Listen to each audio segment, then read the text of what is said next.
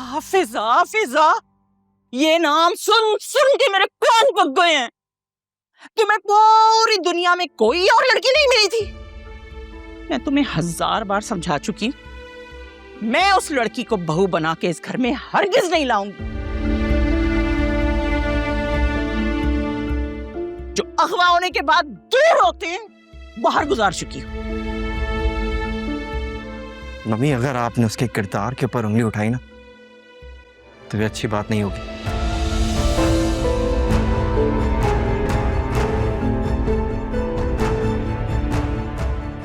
मैं उससे प्यार करता हूं।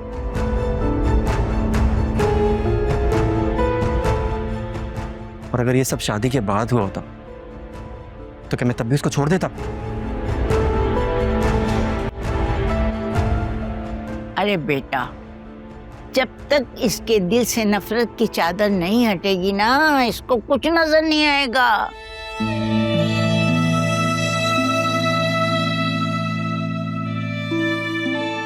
तौबा तौबा, मैंने पहली मर्तबा ऐसी माँ देखी है जो अपनी औलाद की खुशियों को समझती ही नहीं।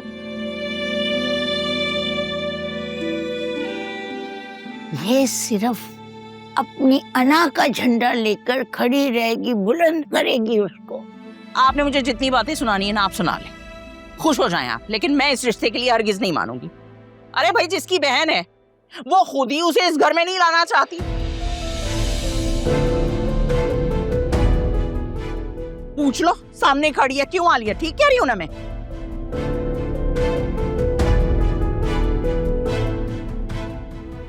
आलिया, कुछ बोलो, मैं तुमसे कुछ पूछ रही हूं।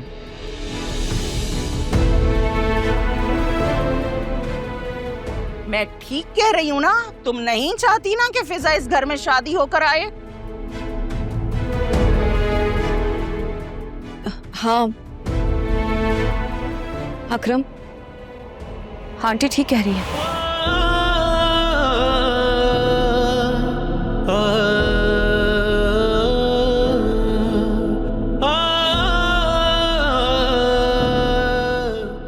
मुझे नहीं लगता कि तुम्हें और फिजा को शादी करनी चाहिए। और आंटी बड़ी हैं, जो भी फैसला करेंगी उसमें हम सबकी बेहतरी होगी।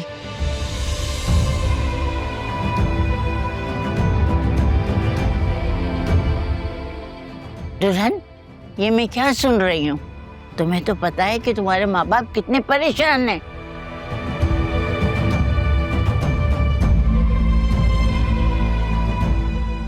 और ये उनकी जरूरत नहीं, मजबूरी है।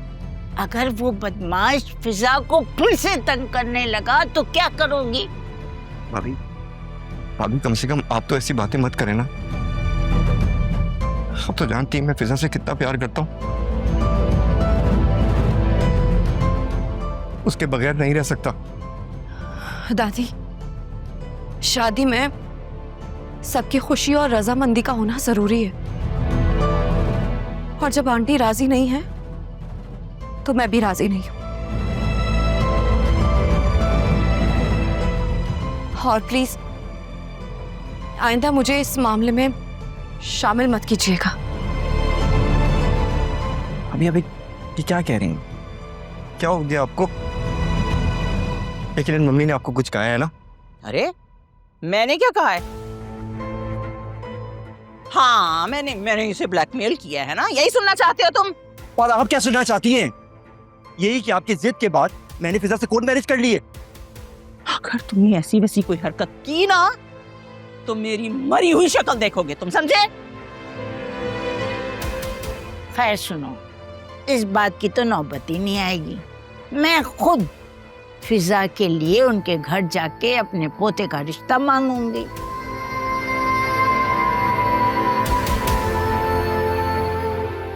और ब्याह कर अपने घर ले आऊंगे, समझी? अरे नहीं आना चाहती वो ऐसे लोगों में, इस घर में नहीं आना चाहती। मेरी उससे बात हुई, मैं उसको अलग घर करके दूंगा। ओह अच्छा अच्छा अच्छा, सब कुछ तुम खुद ही डिसाइड कर चुके हो, है ना? तो बेटा ये भी क्यों बता रहे हो हमें? कर कर लेते ना उससे शादी, ले जाते उसे अपने नए घर। मैं बता रही हूँ तुम्हें, अगर तुमने ऐसा वैसा कोई कदम भी उठाया ना तो मैं तुम्हें कभी माफ नहीं करूंगी। और अगर आपने मेरी बात नहीं मानी ना, मैं भी आपकी कसम खा के कहता हूँ, मैं कभी किसी और से शादी नहीं करूंगा।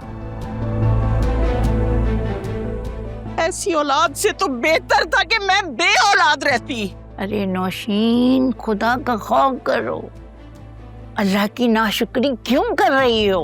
अरे बोलने देना दादी, बोलने दे। हमारी मम्मी तो चाहती हैं इस घर में सब उनकी जी हजूरी करें। हाँ, यही चाहती हूँ मैं। मैंने अपनी पूरी जिंदगी लगाकर तुम लोगों को पाल पोस कर इसलिए जवान नहीं किया था कि इस किस्म की औरतों से शादी करते फिरो। इस किस्म की औरत से आपका क्या मतलब है? हाँ,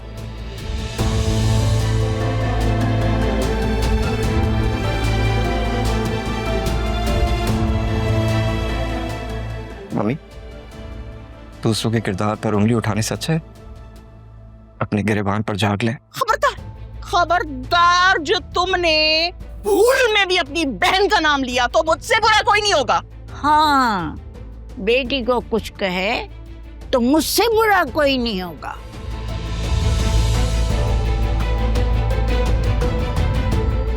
बेटा अगर पसंद की शादी करना चाहे तो ये नहीं होगा। हाँ, क्यों भाई? मैं जो कुछ कर रही हूँ अकरम की भलाई के लिए कर रही हूँ, और कोई माँ बाप अपने बच्चों का गलत नहीं चाहते। अपनी जिद पर डटे रहना, अपनी औलाद को हमेशा गलत कहना, इससे ज्यादा और गलत क्या कर सकते हैं मम्मी आप? और आप भाभी, आपको अचानक से मेरी और फिजा की शादी से क्या मसला हो गया? आप तो हमारे साथ थी ना, आप तो खुश थी ना, फिर ये अचानक?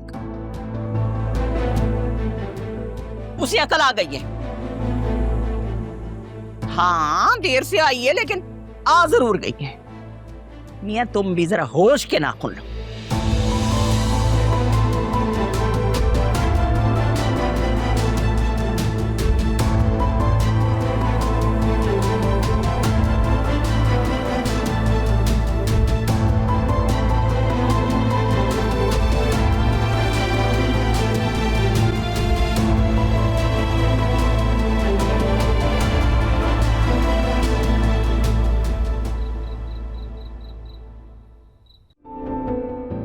अकरम, आंटी ठीक कह रही है।